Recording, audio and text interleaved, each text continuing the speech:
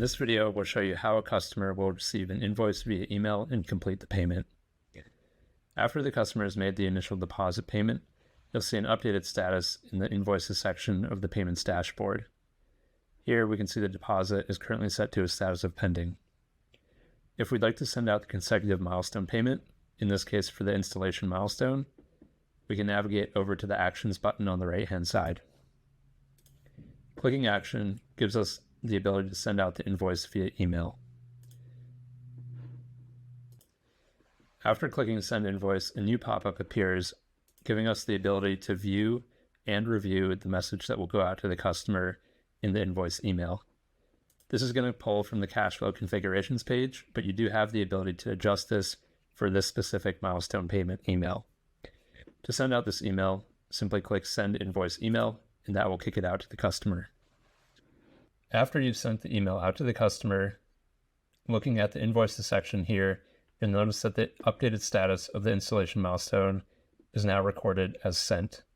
This indicates the email has gone out to the customer, but a payment has not yet been made. As a reminder, if you'd like to configure email reminders to go out to the customer on a specific cadence, you can set that up in the cash flow configurations page. We have a really great Help Center article that talks through how to set this up. From the customer's perspective, this is the email they'll receive indicating they have an invoice to be paid. Here we see a message that summarizes the vendor name, the invoice number, the due date, as well as the total payment amount for the specific milestone. You'll also see the customer has the ability to pull up a PDF of that specific invoice, listing out the total payment amount. To proceed with paying the invoice, the customer simply needs to click Pay Invoice, and that will pull them into a payments page.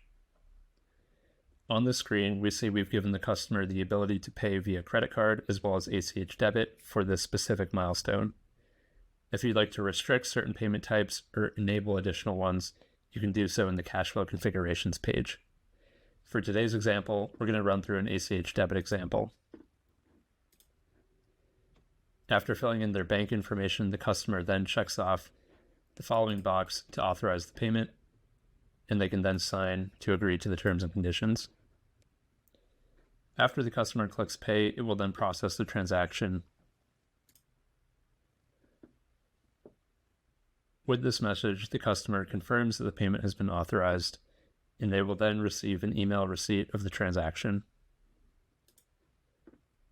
Within their email inbox, the customer will receive the following email when that payment authorization has been confirmed.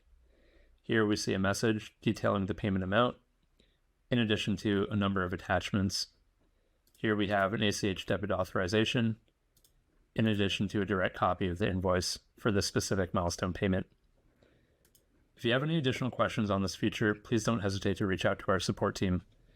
Have a great rest of your day.